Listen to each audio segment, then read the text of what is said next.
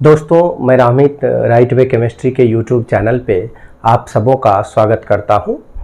आप यदि विज्ञान के छात्र हैं, आप क्लास 10th में पढ़ते हैं, क्लास 11th में पढ़ते हैं या क्लास 12th में पढ़ते हैं या फिर क्लास 9th में पढ़ते हैं या फिर आप 12th पास करके किसी कंपटीशन एग्जामिनेशन का तैयारी कर रहे हैं।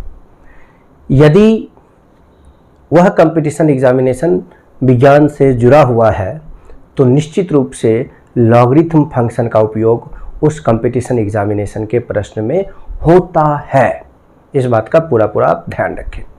तो लॉगरिथम पर बेहतर पकड़ होना आपका बहुत आवश्यक है। यदि लॉगरिथम पर अच्छा पकड़ नहीं है तो आप विज्ञान के कॉन्सेप्ट को बेहतर नहीं कर सकते। विज्ञान के कॉन्सेप्ट को बेहतर बनाने के लिए, विज्ञान के कॉन्सेप्ट में निखार लाने के लिए और उससे जुड़े हुए आंकिक प्रश्नों को बनाने के लिए लॉगरिथम फंक्शन का आना बहुत आवश्यक है। तो आज के क्लास में हम आप लोग सीखेंगे लॉगरिथम लघुगणक। बिल्कुल शून्य से हायर लेवल तक के लॉगरिथम को हम लोग यहाँ सीखने का प्रयास करेंगे। विशेष तौर पर जो लॉगरिथम मैं आज आपको बताने जा रहा हूँ वह केमिस्ट्री और फिजिक्स के प्रश्नावली में उपयोग होगा ना। मैथमेटिक्स में भी यही सब लॉगरिथम उपयोग होता है। मैथमेटिक्स में फॉर्मूला बेस्ड होता है, यहाँ पर वैल्यू बेस्ड होगा। तो उसी वैल्यू को कैलकुलेट करने के लिए आज के क्लास में हम आप लोग सीखने वाले हैं। तो सबसे पहले हम ये सीखेंगे कि लॉग को पढ़ा कैसे जाता है, और आज इस बात को सीख लेने के बाद आप प्रण ले लेंगे कि आज के बाद लॉग को कभी गलत तरीका से नहीं पढ़ना है। ये बहुत आवश्यक होता है। लॉग में होता क्या क्या है, इन बातों को देखिए। एक तो खुद लॉग लिखा हुआ मिलेगा आपको, एक खुद क्या लिखा हुआ मिलेगा, लॉग लिखा हुआ मिलेगा। उसके बाद इस लॉग के अंदर एक बेस होगा, एक आर्ग्यूमेंट होगा और उसके बाद इसका एक वैल्यू होगा जिसको हम आप लोग एक्सपोनेंट बोलने वाले हैं। अब शुरुआत कहाँ से करेंगे, तो सबसे पहले देखिए भाई, सबसे पहले हम आप लोग पढ़ेंगे बेस को। बेस के बाद हम लोग किसको पढ़ेंगे, लॉग को पढ़ेंगे ना। पहले बेस पढ़ेंगे, फिर किसको पढ़ेंगे, लॉग को पढ़ेंगे। लॉग पढ़ने के बाद हम आप लोग किसको पढ़ेंगे, आर्ग्यूमेंट को पढ़ेंगे। और आर्ग्यूमेंट पढ़ लेने के बाद हम आप लोग किसको पढ़ेंगे, वैल्यू को पढ़ेंगे, जिसको हम आप लोग एक्सपोनेंट बोल रहे हैं। तो ये तरीका आप पूरा ध्यान से अपने मन के अंदर फिट कर लीजिए, आत्मा में फिट कर लीजिए। इधर उधर बिल्कुल नहीं होना चाहिए। गलती से भी कभी आपको लॉग नहीं पढ़ना है। आपको शुरुआत किससे करना है, बेस से करना है। ज़्यादातर समय हम आप सब लॉग से शुरुआत करते हैं, जो कि पढ़ने का तरीका बिल्कुल भी सही नहीं है। इस बात का पूरा ख्याल रखिए दोस्तों। तो शुरुआत आपको कहां से करना है, बेस से करना है, लॉग से बिल्कुल भी नहीं करना है। तो हम पढ़ेंगे कैसे इसको, जैसे कि कहीं पर लिखा हुआ है, हम एक लिखते हैं सर, हम लिखते हैं ई बेस लॉग एक्स। तो हमने पहले किसको पढ़ा, ई को पढ़ा, ई बेस पूरा का बेस नाम भी लिया। उसके बाद किसको पढ़ा, लॉग को पढ़ा। उसके बाद किसको पढ़ा, आर्ग्यूमेंट को पढ़ा। अब इसका जो भी वैल्यू होगा, चूंकि x यहाँ पर रेंडमली ऐसे ही कुछ मान लिया गया, इसका कोई वैल्यू नहीं है, तो एक्सपोनेंट पढ़ने की आवश्यकता भी नहीं है। तो आपको समझ में आ गया होगा निश्चित रूप से कि दोस्तों लॉग को पढ़ते कैसे हैं। पहले बेस को पढ़ते हैं, फिर लॉग को पढ़ते हैं, फिर आर्ग्यूमेंट को पढ़ते हैं और सबसे अंत में एक्सपोनेंट को पढ़ते हैं, जो कि उसका वैल्यू होता है। अब इसी कड़ी में लॉग को और समझना और जानना बहुत आवश्यक हो गया है। लॉग को और समझने के लिए हम आप लोग चलेंगे टाइप ऑफ लॉग के ऊपर, लॉग के प्रकार के ऊपर। दोस्तों ये जानना बहुत आवश्यक है कि लॉग कितने प्रकार का होता है। तो आपको पता होना चाहिए दोस्तों, लॉग 2 प्रकार का होता है। लॉगरिथम ये पूरा का पूरा नाम है। इस पूरा लॉगरिथम नाम को आज के बाद हम आप लोग शॉर्ट नाम में जानेंगे और इसका शॉर्ट नाम क्या होगा, लॉग होगा। लॉग को अकॉर्डिंग टू बेस, उसके बेस के आधार पर 2 क्राइटेरिया में बांट दिया गया है और दोनों क्राइटेरिया को जानना जरूरी है। यानी लॉग कितने प्रकार के होते हैं, तो लॉग दो प्रकार का हुआ करता है, लॉग दो टाइप का होता है। एक होता है सर कॉमन लॉग, एक को हम आप लोग कहते हैं कॉमन लॉग और दूसरा को कहते हैं नेचुरल लॉग। देखिए अगर आप फिजिक्स और केमिस्ट्री के अंदर हैं तो दोनों तरह के लॉग का उपयोग हुआ करता है, दोनों तरह का लॉग उपयोग में आया करता है। तो आप कॉमन लॉग किसको कहेंगे, नेचुरल लॉग किसको कहेंगे और दोनों का उपयोग आंकिक प्रश्न में किस प्रकार से हुआ करेगा और दोनों में क्या रिलेशन है, इन सभी बातों को हम आप लोग समझने का प्रयास करेंगे। कॉमन लॉग का मतलब है सर 10 बेस लॉग को हम आप लोग कॉमन लॉग कहेंगे। नेचुरल लॉग का मतलब है सर ई बेस लॉग को हम लोग नेचुरल लॉग कहेंगे। एक तरफ 10 बेस लॉग है, एक तरफ ई बेस लॉग है। ई बेस वाले को नेचुरल लॉग कहेंगे, 10 बेस वालों को कॉमन लॉग कहेंगे। अब इसको लिखना कैसे है, तो इसको लिखना है सर 10 बेस लॉग एक्स। क्या लिखेंगे, 10 बेस लॉग एक्स लिखेंगे। जबकि दोस्तों इसको क्या लिखेंगे, इसको लिखेंगे ई बेस लॉग एक्स। अब रही बात कि इस दोनों के बीच क्या रिलेशन है और दोनों किस प्रकार से वर्क करता है, दोनों का फंक्शन क्या है, ये जानना बहुत आवश्यक है। दोस्तों आपको पता होना चाहिए कि ई बेस लॉग एक्स का वैल्यू होता है 2.303 10 बेस लॉग एक्स। कहने का मतलब कि नेचुरल लॉग जो है, प्राकृतिक लॉग जो है, वह कॉमन लॉग से, सामान्य लॉग से 2.303 गुना अधिक है।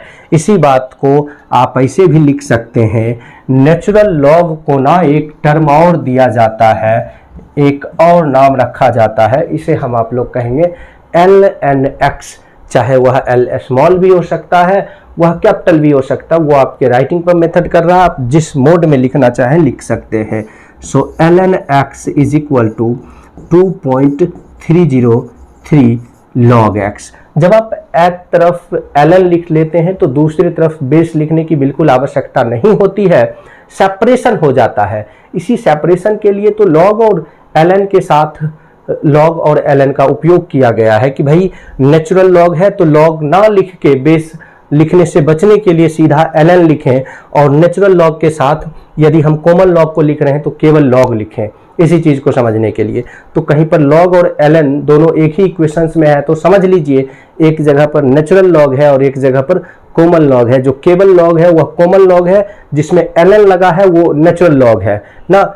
लेकिन जब दोनों एक साथ हो और दोनों में लॉग लगा हो तो बेस का लिखा हुआ होना पहचानने के लिए बहुत आवश्यक हो जाता है दोस्तों। तो यहाँ पर एक पॉइंट आपने समझ तो लिया कि भाई नेचुरल लॉग कॉमन लॉग का 2.303 गुना है। इतना गुना होता तो है, लेकिन आपके मन में, हमारे मन में एक सवाल चलना चाहिए यहाँ पर। वो सवाल क्या है कि ये जो ln(x) बराबर 2.303 log x आया, तो ये 2.303 आया कहाँ से? पहली दफा कहाँ से आया होगा? किसी ना किसी ने तो लाया होगा, और लाया तो कैसे लाया, ये वैल्यू कैसे प्रूफ होगा? क्योंकि विज्ञान है, साइंस है, साइंस के अंदर दो तरह के डेटा यूज होते हैं। एक डेटा होता है प्रैक्टिकल डेटा और एक डेटा होता है थ्योरेटिकल डेटा। इसको जानना समझना बहुत आवश्यक होता है। देखिए विज्ञान के अंदर अगर 100 डेटा आप उठाओगे, 100 डेटा उठाओगे विज्ञान से, तो उसमें से 99% डेटा जो होगा वो थ्योरेटिकल विथ प्रैक्टिकल होगा। मतलब ये डेटा दोनों चीज़ों से आएगा, प्रैक्टिकल से भी आएगा, थ्योरेटिकल से भी आएगा। लेकिन 1% डेटा ऐसा भी होगा जो ओनली प्रैक्टिकली कैलकुलेट होगा, थ्योरेटिकल कैलकुलेट नहीं होगा। तो भाई ये जो डेटा है वो थ्योरेटिकल विथ प्रैक्टिकल है, तो थ्योरी से ये डेटा निश्चित रूप से आएगा। तो ऐसे डेटा को हम आप लोग प्रूफ करेंगे। प्रयास करिए कि आप जहाँ भी पढ़ते हैं, जैसे भी पढ़ते हैं, ठीक है, कम से कम जो डेटा आए तो अपने क्लास टीचर से ज़रूर पूछिए कि सर ये डेटा आया कहाँ से, इस डेटा को कैसे लाया गया, आप हमें बताइए। नहीं तो आप केवल हिस्ट्री पढ़ रहे हैं साइंस के रूप में, और साइंस के रूप में हिस्ट्री पढ़ना छोड़ दीजिए। क्योंकि जब आप साइंस पढ़ रहे हैं हिस्ट्री के रूप में, तो फिर कोई फ़ायदा है ही नहीं। उससे अच्छा कि आप हिस्ट्री पढ़ लें। तो साइंस को जब पढ़िए तो साइंस की तरह पढ़िए, हिस्ट्री की तरह बिल्कुल भी नहीं पढ़ना है दोस्तों। तो आपको एक चीज़ यहाँ समझ में आ गया होगा कि लॉग दो टाइप का होता है, एक कॉमन लॉग, एक नेचुरल लॉग। अगले क्लास में हम आप लोग थोड़ा और आगे बढ़ेंगे और आगे के टर्म्स को देखेंगे। सॉरी, अगला क्लास नहीं, अभी के क्लास में ही हम लोगों इसको देखेंगे। अब देखिए यहाँ पर ये वैल्यू आया कैसे, तो आज के क्लास में सबसे लास्ट में इसी को हम प्रूफ करेंगे। क्योंकि इसको प्रूफ करने के लिए हमें लॉग के कुछ फंक्शन को जानना होगा, लॉग के कुछ फार्मूला को जानना होगा। तो अंत तक बने रहिए आप हमारे साथ। निश्चित रूप से आज के क्लास में मैं इसे प्रूफ करके दिखाऊंगा कि एक्चुअल में ये वैल्यू आ जाते हैं इंपॉर्टेंट फार्मूला ऑफ लॉगरिथम्स के ऊपर, कि लॉगरिथम के कौन कौन से फार्मूला हैं और ये किस प्रकार से हमारे आपके लिए उपयोगी साबित हो सकता है दोस्तों। तो देखिए, सबसे पहला फार्मूला जो हम आप लोग उपयोग में लाने वाले हैं वो है log m into n is equal to log m plus log n। अगर कहीं पर लिखा हुआ मिल जाए log m इंटू एन, तो उस फंक्शन को हम तोड़ सकते हैं log m प्लस n में। अच्छा, यहाँ एक बात आपके मन में और चलेगा कि सर ये फार्मूला किसके लिए लागू होगा, ई बेस के लिए लागू होगा और 10 बेस के लिए लागू होगा। अरे मेरे भाई, यहाँ बेस से कोई लेना देना नहीं है, ये दोनों के लिए लागू होगा ना। वो बेस केवल सेपरेशन बताता है, फंक्शन में कोई अंतर नहीं बताता है। ठीक है, तो 10 बेस और ई बेस दोनों के लिए ये लागू है। ये कॉमन लॉग के लिए भी लागू होगा और नेचुरल लॉग के लिए भी लागू होगा। तो फॉर्मूला लगाते समय बिल्कुल भी परहेज नहीं करना है, कुछ सोचना नहीं है, दिमाग नहीं लगाना। मान लीजिए कि आप क्वेश्चन बना रहे हैं और क्वेश्चन बनाते समय आ गया log 12 और हमें केवल 10 तक का वैल्यू याद है, और मैं भी आपको कहूँगा कि log में केवल 10 तक का ही वैल्यू याद रखिए। तो इसको लिख सकते हैं 4 जा 3, तो log 4 गुना 3, तो फाइनली इसको हम लिख लेंगे सर log 4 प्लस log 3, ऐसा लिख सकते हैं। ऑलमोस्ट इसको हम ये भी लिख सकते हैं कि log 3 प्लस log 4, इस तरीका से भी लिख सकते हैं। चलिए दूसरा फार्मूला की ओर चलते हैं, जो फार्मूला और भी आवश्यक हो जाता है लॉगरिथम के फंक्शन को समझने के लिए। तो दोस्तों ये फार्मूला क्या है, log m बटा n is equal to log m minus log n। log m बटा n का वैल्यू क्या हो जाता है, log m माइनस n होता है। अब मान लीजिए कि आप क्वेश्चंस को कर रहे हैं और क्वेश्चन करते समय आपके पास आ गया log 13 बटा 3। अब कट तो सकता नहीं, तो इसको हम फाइनली क्या लिख सकते हैं, इसको हम लिख सकते हैं log 13 minus log 3 according to formula यही कहता है ना, इसके अकॉर्डिंग टू।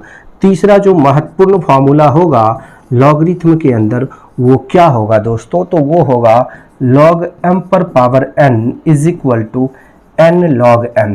अगर आप पावर के टर्म्स में हैं तो आप फार्मूला को ऐसे लिख सकते हैं। इमेजिनेशन करिए कि मैं आपको एक एग्जांपल दिखाता हूं, log 125 ना, log 125। इन सब चीज़ों में बेस छिपा हुआ है सर, इसलिए मैं बेस को नहीं पढ़ रहा हूँ। तो आपके पास सिचुएशन ही था कि पहले बेस को पढ़ना है, फिर किसको पढ़ना है, log को पढ़ना, फिर किसको पढ़ना, आर्ग्यूमेंट को पढ़ना, फिर किसको पढ़ना, एक्सपोनेंट को पढ़ना है। तो भाई जब बेस है ही नहीं, बेस हिडन है ना, सबका बेस हिडन है, बेस सब में होता है, बेस सबका छिपा हुआ है। तो शुरुआत आप किससे करेंगे, लॉग से करेंगे। लेकिन जब आपको बेस पढ़ना हो तो पहले आप बेस को ही पढ़ेंगे, इस बात का पूरा आपने ख्याल रखना है दोस्तों। तो log 125 इसको हम क्या लिख सकते हैं, log 5 पर पावर 3 ना, 25 पचे 125, 125। तो इसको फाइनली लिख देंगे क्या, 3 log 5। क्या लिख डालेंगे सर, 3 log 5। तो यहाँ तक का सिचुएशंस आपको निश्चित रूप से समझ में आ गया होगा। थोड़ा और आगे बढ़ते हैं, चौथा फॉर्मूला की ओर चलते हैं, जो कि बहुत आवश्यक है आपके लिए, आपके सिलेबस के लिए, आपके कॉन्सेप्ट के लिए, आपके फ्यूचर के लिए। तो चौथा पॉइंट क्या है सर, कि यदि अब देख लीजिए e base log x is equal to y हो। अभी देखो बेस हमें डालना पड़ेगा, क्यों, क्योंकि अब हम सीख रहे हैं कि लॉग को किस प्रकार से एंटी लॉग में कन्वर्ट किया जाता है और ये फंक्शन कैसे काम आता है, ये भी जानना ज़रूरी है। तो मित्रों यहाँ पर हम लिख सकते हैं कि x is equal to antilog y ना, लेफ्ट साइड में लॉग है तो राइट साइड में जाने के बाद एंटी लॉग हो गया।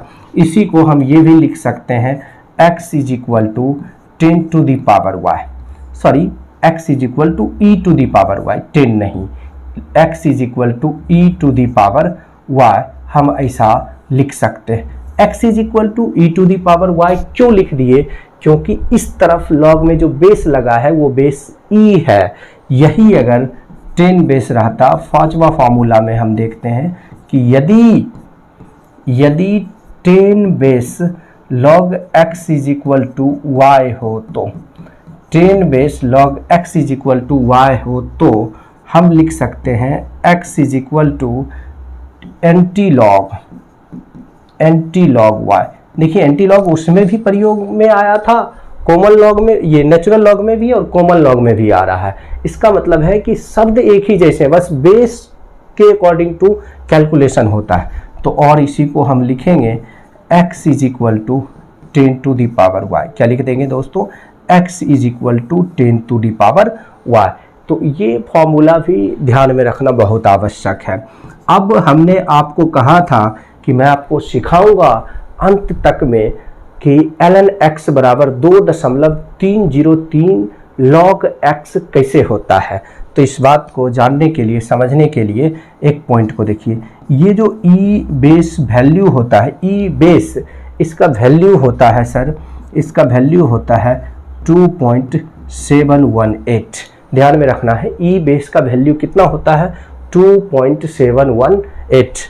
अब इसी से रिलेटेड एक और फॉर्मूला देखेंगे, जैसे कहीं पर लिखा है x बेस log y। जरा ध्यान से देखिए इस फॉर्मूला को, बहुत उपयोगी है, मैथमेटिक्स में खूब काम आने वाला formula, x base log y। तो दोस्तों इसको हम लिख लेंगे, क्या लिखेंगे? log y बटा log x, log y बटा log x, ऐसा करके हम लिखने वाले हैं। चलिए थोड़ा और आगे बढ़ते हैं, आगे की चीज़ों को समझते हैं कि भाई ये सब फॉर्मूला किस प्रकार से उपयोग में आने वाला है। अब जनरली देखिए, मैं यहाँ पर एक बात और आपको कहना चाहता हूँ, एक और फॉर्मूला की ओर आगे लेकर जाना चाहता हूँ। फॉर्मूला नंबर 8 नंबर फॉर्मूला क्या लिखेंगे सर? तो हम लिखने वाले हैं ई बेस, चलिए e base log e to the power x is equal to x। मैं क्या लिखने वाला? E base log e to the power x is equal to x, यानी बेस और आर्ग्यूमेंट समान हो, बेस और आर्ग्यूमेंट समान हो तो जो पावर होगा वही पावर एक्सपोनेंट कहलाता है, वही पावर वैल्यू कहलाता है दोस्तों। तो जैसे कि मान लीजिए कि हमारे पास लिखा हुआ है 2 बेस log 8। अब इसका वैल्यू कितना होगा, इसका वैल्यू हमें बताना।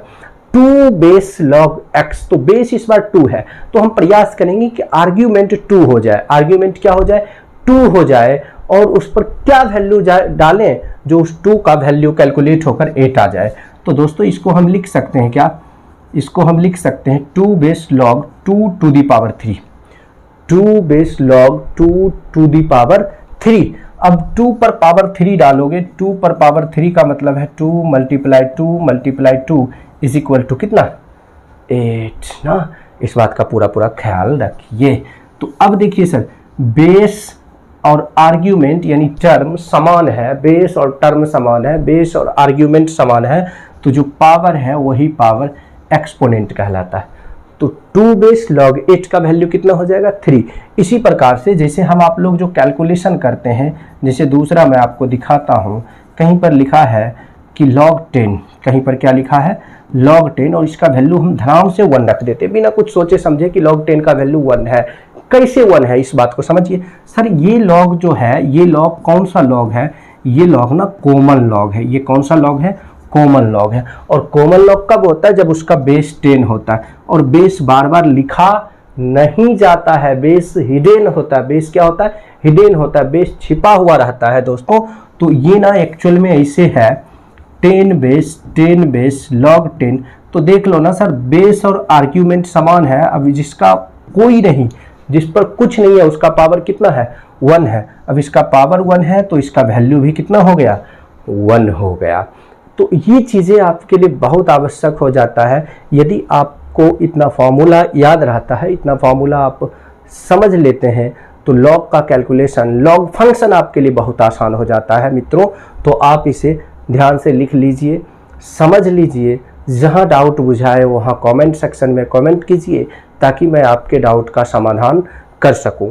तो चलिए थोड़ा और आगे बढ़ते हैं और आगे समझते हैं कि भाई इस पर किस प्रकार से लॉग का कैलकुलेशन हुआ करता है। तो दोस्तों मैं थोड़ा आगे ले चलता हूं आपको, थोड़ा सा एक पेज और आगे चलते हैं। अब देखिए यहाँ पर अगला पेज जो है हमारे पास वो है 10 बेस लॉग एक्स कैलकुलेशन। भाई मेरे सारा झगड़ा इसी का है, सारा वीडियो इसी के लिए बन रहा है ना कि भाई हम कैलकुलेशन सीख सके। तो बारी आ गया कैलकुलेशन का, और किस प्रकार से ये कैलकुलेशन करेंगे ये चीज़ें भी जानना बहुत आवश्यक हो गया हमारे लिए भी और आपके लिए भी। तो चलिए देखते हैं कि इसका कैलकुलेशन कैसे होगा।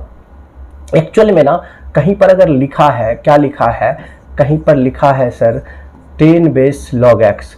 अब चूंकि इस x एक ऐसा आर्ग्यूमेंट है जिसका वैल्यू कुछ भी हो सकता है, तो इसका वैल्यू होगा क्या, इसका वैल्यू होगा पूर्णांश, इसका वैल्यू होगा पूर्णांश, दशमलव, पूर्णांश, दशमलव, अपूर्णांश, पूर्णांश, दशमलव, अपूर्णांश, ये इसका वैल्यू हो जाएगा। तो हमारे मन में एक सवाल आएगा कि मान लीजिए x के जगह पर एक एक्चुअल वैल्यू रख दिया गया, x के जगह पर एक एक्चुअल वैल्यू रख दिया गया, और वो एक्चुअल वैल्यू क्या है, मैं एक एग्जांपल आपको दिखाता हूं दोस्तों। वह एक्चुअल वैल्यू है log 140.5, ऐसा लिखा हुआ है। तो इसका ना हमें पूर्णांश बताना है और फिर दशमलव के बाद अपूर्णांश बताना है। यदि ऐसा बताने में हम सफल रहे तो log 140.5 का वैल्यू आ गया। लेकिन ये कैसे कैलकुलेट होगा? तो दोस्तों ये तो तब ना कैलकुलेट होगा जब हमें समझ में आ जाए। क्या समझ में आ जाए? कि ये पूर्णांश क्या है और अपूर्णांश क्या है। तो इसके लिए सबसे पहले हमें पढ़ना होगा पूर्णांश को, उसके बाद पढ़ना होगा अपूर्णांश को। यदि पूर्णांश और अपूर्णांश हम बेहतर रूप से समझ लिए तो इस पर कैलकुलेशन काफ़ी आसान हो जाता है, काफ़ी हद तक हम चीज़ें समझ लेते हैं। तो सबसे पहले जो आप लिखेंगे वह क्या लिख लेंगे? पूर्णांश। कैरेक्टरिस्टिक का वैल्यू अगर आप सही से कैलकुलेट कर लेते हैं तो आप इसमें से आधा सॉल्यूशन तो कर पाएंगे। तो ये कैरेक्टरिस्टिक कैसे कैलकुलेट होगा ये जानना बहुत ज़रूरी है। देखिए पूर्णांश यानी होल नंबर, कौन सा नंबर? होल नंबर, जैसे 1 2 3 4 5 ये सब होल नंबर है। ये होल नंबर 0 ये सब हमें कैलकुलेट करने के लिए बहुत अच्छा से आना चाहिए। तो हम पूर्णांश को कैसे कैलकुलेट करेंगे? पूर्णांश निकालने का बहुत आसान सा तरीका होगा। वो आसान सा तरीका क्या होगा तो दिए गए संख्या में अंक, भाई दिया जो भी नंबर्स दिया गया उसमें कितने अंक हैं, यानी अंक को हम मान लेते हैं दिए गए संख्या में अंक जो है वो n है, उसमें से हम घटा लेंगे 1 को, यही हमारा पूर्णांश निकल के आ जाएगा। अब जैसे कि यहाँ पर क्वेश्चन है log 140.5, तो log 140.5 इसके लिए पूर्णांश, अच्छा पूर्णांश जो सिंबल होगा इसको हम लोग i मान लेते हैं, बिकॉज पूर्णांश होता क्या है, तो पूर्णांश इंटीजर होता है ना, एक होल नंबर है ना, तो इसको हम i मान लेते हैं, एक इंटीजर मान लेते हैं। तो i बराबर फॉर्मूला हो जाएगा i बराबर n-1। तो i बराबर, अब इसमें दशमलव से पहले क्या गो अंक है इस संख्या में 140, तो दशमलव से पहले 3 अंक है, 3 में से 1 चला गया। तो बताइए इसका इंटीजर कितना कैलकुलेट होकर आ गया? इसका इंटीजर कैलकुलेट होकर आया 2। इस प्रकार से आप इंटीजर कैलकुलेट कर सकते हैं। जैसे मैं कुछ चीज़ें आपको और बताता हूँ, log 1 से लेकर log 9 तक ये सब एक अंकों की संख्या है। ये सब कितने अंकों की संख्या है दोस्तों? तो ये सब ना एक अंकों की संख्या है, और इस एक अंकों के लिए इंटीजर का जो वैल्यू होगा वो 0 हो जाएगा। क्यों 0 होगा? क्योंकि एक ही अंक है, n का वैल्यू 1 और ऑलरेडी फॉर्मूला में -1 है, तो 1 में से 1 चला गया 0। दूसरा मैं लेता हूं log 10 से लेकर कहां तक? log 99 तक। इसके लिए इंटीजर वैल्यू कितना होगा? 1 होगा। 10 से लेकर 99 तक के लिए इंटीजर वैल्यू 1 हो जाएगा। तीसरा मैं आता हूँ सर log 100। log 100 से कहानी चालू करते हैं और आगे बढ़ते हैं, चलते हैं कहाँ पर 999 तक। जैसे 999 तक पहुँचते हैं तो इसका इंटीजर वैल्यू कितना आ जाता है, 2 आ जाता है। बिकॉज देखिए इसमें log 100 log 999 ये 3 अंकों की संख्या है। तो अब आपको इंटीजर समझ में आ रहा होगा कि कितने अंकों की संख्या है। दिए गए अंकों की संख्या में से 1 घटा दीजिए, उसका इंटीजर कैलकुलेट हो जाएगा, पूर्णांश कैलकुलेट हो जाएगा।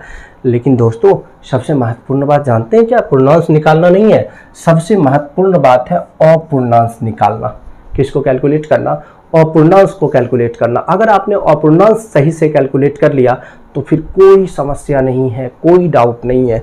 जैसे मैं एक आध एग्जांपल्स पूर्णांश के लिए और लेना चाहता हूं। जैसे मान लीजिए कहीं पर है log 136, भाई ऐसे है 13, 63, 62, 15.432 तो इसका अगर हम पूर्णांश कैलकुलेट करना चाहें तो देखिए ये कितने अंकों की संख्या, 2 4 6 2 8, 8 में से 1 चला गया तो इसका पूर्णांश कितना होगा, 7 होगा। तो एक चीज़ तो बिल्कुल क्लियर हो गया। तो पूर्णांश के अकॉर्डिंग टू हम वैल्यू को कैलकुलेट करते हैं। अब यहाँ एक बात और समझिए कि अगर किसी का पूर्णांश निकल गया तो पूर्णांश के बाद हम क्या डाल रहे हैं, दशमलव, और दशमलव के बाद क्या डाल रहे हैं, अपूर्णांश। तो मैं एक बात आपको यहाँ समझाना चाहता हूँ, कि देखिए जब आपका वैल्यू है log 1 से लेकर कहाँ तक, log 9 तक, तो आपका आंसर निश्चित रूप से 0 पॉइंट से लेकर 1 के अंदर होगा ना। दूसरा टर्म आप log 10 से लेकर log 99 तक है तो आपका वैल्यू 1 पॉइंट से लेकर, इससे ज़्यादा होगा ना, 1 से लेकर 1 पॉइंट मत कहिए, 1 से लेकर 1.99 या कह सकते हैं कि 2 से कम होगा, 2 से कम तक होगा। लेकिन अगर आपका वैल्यू आप कैलकुलेट करते हैं log 100 तो log 100 का वैल्यू जो होगा, log 100 से लेकर log 999 तक का वैल्यू, ये वैल्यू होना है 2 से लेकर कहाँ तक, तो 2 से लेकर 3 से कम तक। इस प्रकार से आप चीज़ें कैलकुलेट कर सकते हैं, समझ सकते हैं, वैल्यू का कैलकुलेशन कर सकते हैं। तो चलिए और आगे बढ़ते हैं और आगे चीज़ों को समझते हैं कि ये सब वैल्यू एक्चुअल में आता भी है या नहीं भी आता है। सो थोड़ा और आगे बढ़ेंगे। अब जो कैलकुलेशन का बारी है ना, अब किसका बारी है, अब बारी है मूल कैलकुलेशन का। और ये मूल कैलकुलेशन है क्या, अपूर्णांश।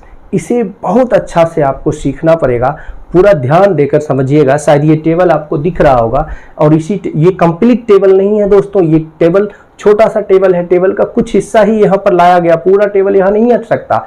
जितना अट सकता था उतना लाया गया है। बाकी के टेबल्स आपके NCERT किताब में हैं, आपके ग्राफ कॉपी में अवेलेबल होता है, आपके अन्य बुक्स में होते हैं, जैसे मैथमेटिक्स में, फिजिक्स में, जहाँ लॉग का यूज होता है उन सभी जगह पर लॉगरिथम टेबल आपको देखने को मिलेगा, निश्चित रूप से देखने को मिलेगा। तो अब बारी है अपूर्णांश कैलकुलेट करने का, कि अपूर्णांश को हम लोग कैसे कैलकुलेट करेंगे। देखिए अपूर्णांश, सबसे पहले तो नाम ही है अपूर्णांश कि मैंटीसा। ये मैंटीसा कैसे कैलकुलेट होगा, अपूर्णांश नॉन इंटीजर होता है ना, ये कोई इंटीजर है नहीं, डेसिमल के बाद का नंबर है।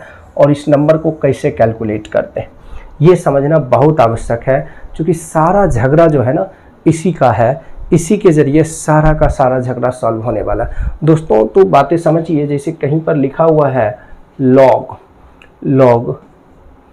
130.4 ऐसा करके लिखा हुआ। अब इस log 130.4 के लिए ना हमें कैलकुलेट करना है। किसको कैलकुलेट करना है दोस्तों, अपूर्णांश को कैलकुलेट करना। अच्छा, अपूर्णांश से पहले पूर्णांश कैलकुलेट कर लेते हैं सर।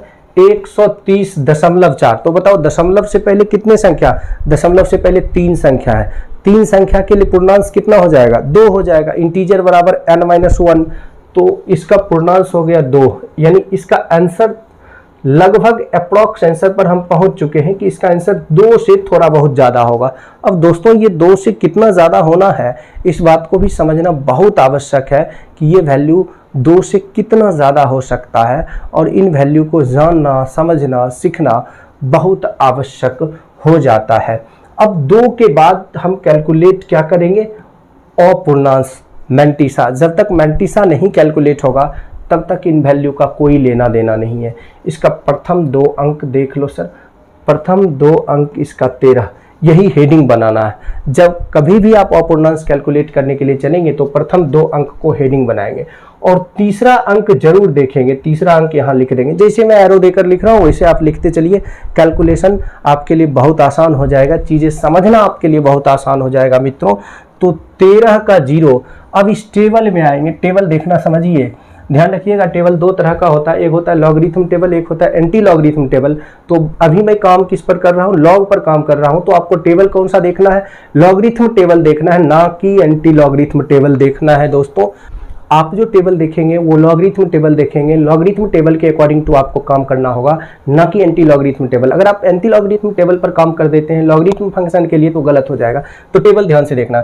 अब टेबल के लिए हमने जो 2 वैल्यू बेस इसका सेलेक्ट किया, हेडिंग माना वो 13। तो एन में आइए और 13 चेक करिए कि 13 कहाँ है। तो 13 यहाँ मिल गया, और 13 का तीसरा अंक क्या है, 0 है। 13 का तीसरा अंक 0। अब 13 का 0 जब आप चेक करोगे ना तो 1139 होगा सर। कितना होगा, 1139। 1139 ये तो हमें मिल गया। अब इस वैल्यू के अकॉर्डिंग टू आते हैं, इसी में देखेंगे चौथा अंक है या नहीं है तो कैलकुलेशन आगे बढ़ेगा, अगर नहीं है तो कैलकुलेशन आगे नहीं बढ़ेगा। और लॉग का कैलकुलेशन देखिए मैक्सिमम 4 अंकों तक होना है, बिकॉज जितने भी वैल्यू आपके पास है वो 4 डिजिट्स का ही है, 4 डिजिट से ज्यादा कोई वैल्यू नहीं है। तो लॉग का कैलकुलेशन केवल 4 अंकों तक होना, चाहे कितना बड़ा से बड़ा लॉग क्यों ना हो, छोटा से छोटा वैल्यू वाला लॉग क्यों ना हो, 4 अंक तक कैलकुलेशन होता ही होता है। तो देखिए चौथा अंक इसका क्या है, तो 130.4, संयोग से चौथा अंक 4 है। तो ये 13 का 4 हम चेक करेंगे, और ये कहाँ चेक करेंगे, ये चेक करेंगे एमडी में, मीन डिफरेंस में। ये कहाँ चेक करेंगे हम, एमडी के अंदर, मीन डिफरेंस के अंदर। तो 13 का 4 सर, चलते चलो चलते चलो चलते चलो, 13 का 4 आपको कितना मिल गया, 13। तो इसमें ना ऐड कर देंगे सर, प्लस 13। जैसे 13 ऐड करेंगे 2 5 11 52। तो मित्रों ये वैल्यू आ कितना गया, 1152। तो यहाँ पर हमें लिखना होगा लॉग 130.4 का वैल्यू होगा 2.1152। तो देखो मैंने तो शुरू में आपको ये बात बता दिया ना, मैंने शुरू में बता दिया, बस एग्जैक्ट कैलकुलेशन के लिए आपको चलना था। जैसे मान लीजिए कि कहीं पर है लॉग कुछ अलग लो सर, लॉग 25 32 18 36। अब इसमें बहुत सारे अंक हैं ना, चूंकि कैलकुलेशन लॉग का 4 अंक तक ही होता है, तो इतने सारे अंक हैं, अब कैलकुलेशन करें कैसे। तो कोई दिक्कत की बात नहीं है। सबसे पहले पूर्णांश निकालिए, टोटल अंक काउंट करिए, 2 4 6 8, टोटल अंक 8 है ना, दशमलव से पहले। इसके बाद दशमलव डाल के 0 0 डाल लेंगे, उससे कोई फर्क पड़ने वाला नहीं है। 8 अंक के लिए पूर्णांश कितना होगा, 7 होगा। तो एक चीज तो क्लियर हो गया कि इसका वैल्यू 7 से अधिक होने वाला।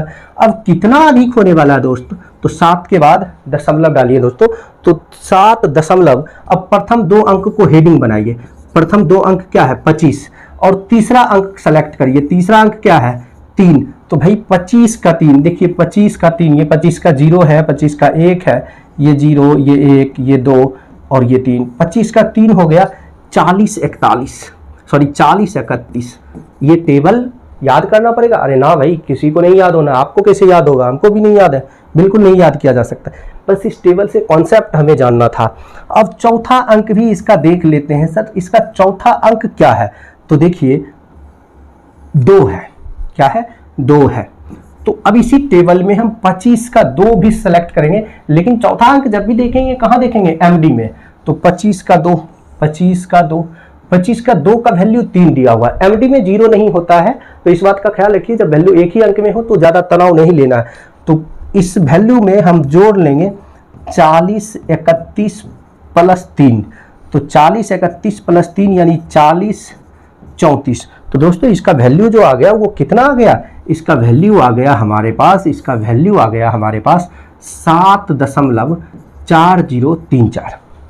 तो इस प्रकार से आप किसी भी लॉग का वैल्यू कैलकुलेट कर सकते हैं। अब चलिए मैं कुछ चीज़ें और आपको बताता हूँ, कुछ एग्जांपल्स और देता हूँ, तब तक इसे आप नोट कर लीजिए, देख लीजिए, समझ लीजिए, फिर आगे बढ़ेंगे।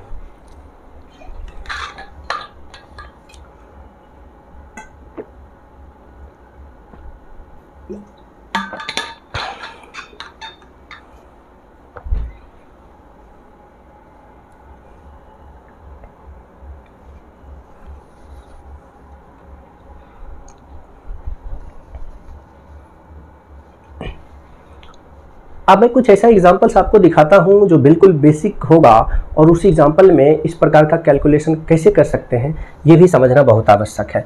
जैसे कि मान लीजिए कहीं पर हम सॉल्व कर रहे हैं log 2 और इस log 2 का वैल्यू कैलकुलेट करना चाहते हैं, तो log 2 का पूर्णांक कितना होगा? 0। एक चीज़ तो क्लियर है, हमने पहले आपको बता दिया log 1 से लेकर log 10 तक का वैल्यू 0 से 1 के बीच होना है। तो देखिए log 2 इन बातों को बहुत अच्छा से समझिए। तो इसमें तो एक ही अंक है, हम हेडिंग जब भी बनाते थे 2 अंकों का बनाते थे, और 2 अंकों का हेडिंग बनाएंगे तो यहाँ दूसरा अंक तो है ही नहीं, तो हम ऐसा तो कर सकते हैं ना सर, 2 पर 2.000 ऐसा बहुत टाइम लिख सकते हैं, जितना मर्जी उतना टाइम लिख सकते हैं, इससे कोई फर्क पड़ने वाला नहीं है। तो हम भी वही करने वाले हैं कि जब दशमलव पर गया तो दशमलव के बाद कितना भी 0 डालो कोई फर्क नहीं पड़ता। तो 20 प्रथम 2 अंक 20 हो गया, और 20 का तीसरा अंक जब चूंकि दशमलव पर चुका है कुछ नहीं है तो 0, हम टेबल आएंगे और 20 का 0 चेक करेंगे। 20 का 0 चेक करोगे ना सर तो 3010 मिलेगा। 20 का 0 क्या मिलेगा? 3010। तो इसका मतलब है कि log 2 का वैल्यू हो गया 0.3010। अब चलो सर इसी कड़ी में मैं आपको दिखाता हूँ log 3 का वैल्यू। log 3 का वैल्यू क्या होगा? 0. ये तो क्लियर है, पूर्णांक 0 है। अब इसका हेडिंग जो बनेगा वह क्या बनेगा? 30 बनेगा। अब 30 चूंकि तीसरा अंक कुछ है नहीं तो 0 है। अब 30 का 0 हम चेक करेंगे, 30 का 0 चेक करिएगा तो सर 4771 मिलना। 4771 तो 4771 ये हो गया। तो इसका वैल्यू क्या होगा? 0.4771। ऐसे करके आप कैलकुलेट कर सकते हैं कहाँ तक?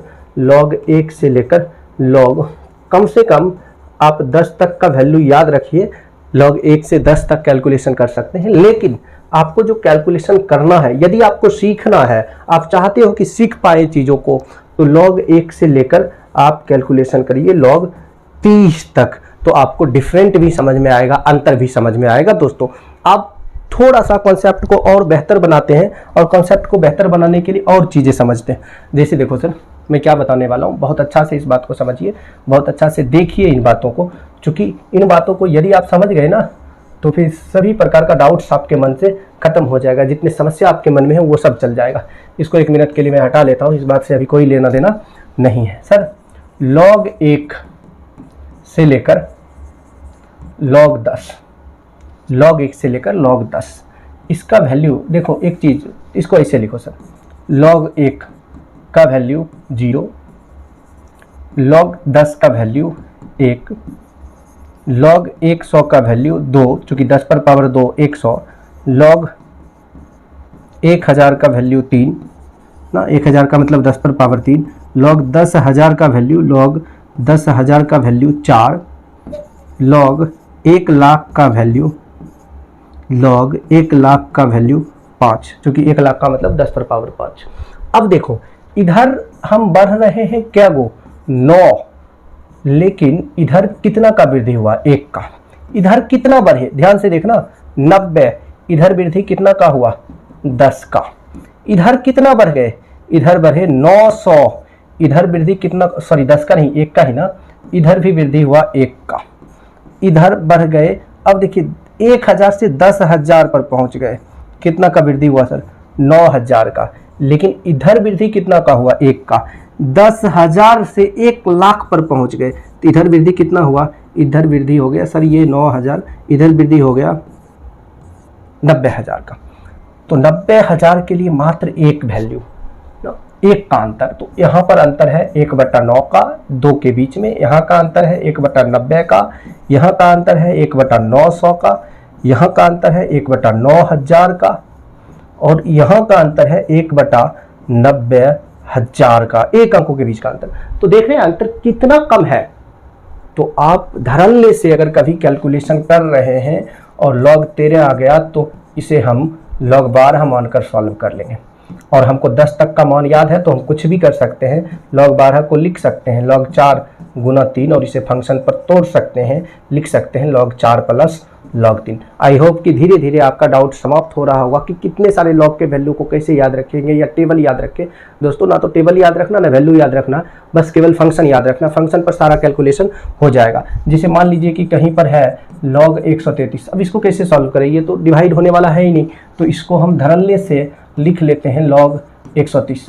अब आसानी से इसको हम सॉल्व कर सकते हैं, आसानी से इसका वैल्यू कैलकुलेट कर सकते हैं। इस तरीक़ा से आप काम कर लेंगे। समझ में आ गई बातें? तो चलिए अब निश्चित रूप से आप वैल्यू कैलकुलेट कर पाएंगे, लॉग के टर्म को सीख पाएंगे।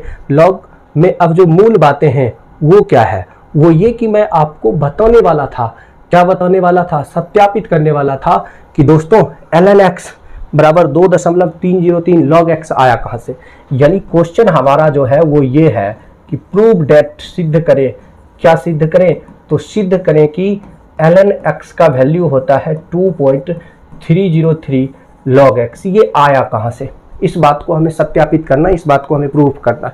तो समझिए ये बात कहाँ से आया, 10 बेस log x। अब इसको हम लिख लेते हैं log x अपॉन log 10।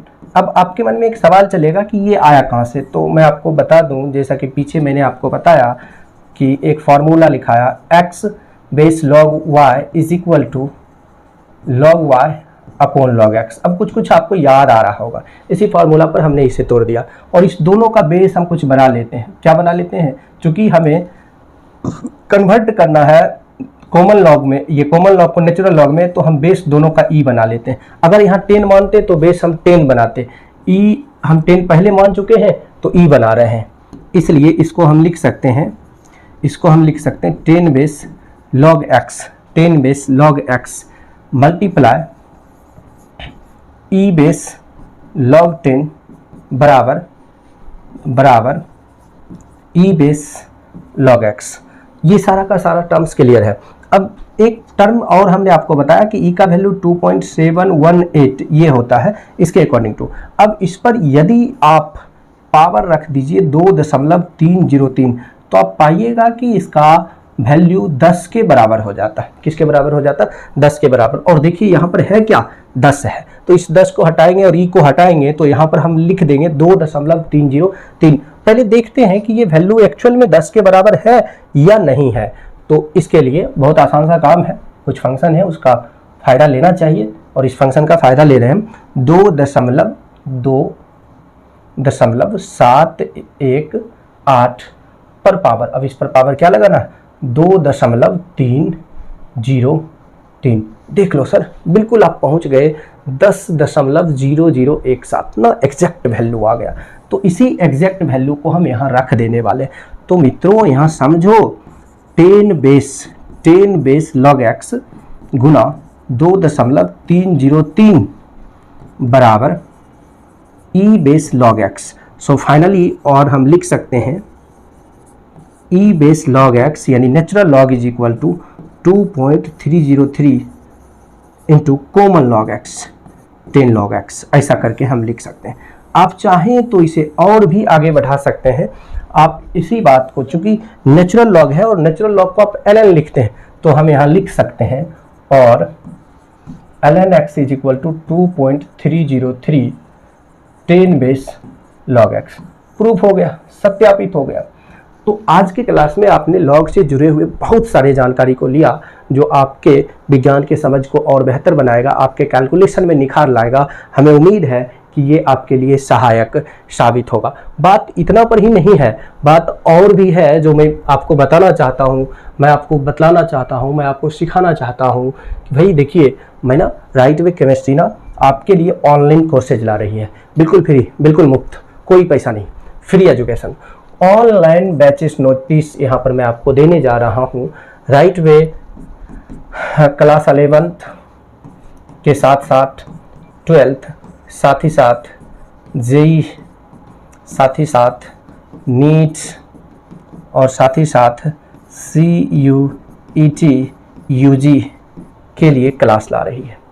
तो दोस्तों इसका फ़ायदा आप तक किसे मिलेगा? इसका फ़ायदा आपको मिलेगा राइट वे केमिस्ट्री के यूट्यूब चैनल पर जाकर। मैं बहुत जल्द आपके सामने रेगुलर बैचेस लाने वाला हूँ, सब कुछ बिल्कुल थरोली और बिल्कुल आसान भाषा में आपको समझाने वाला हूँ।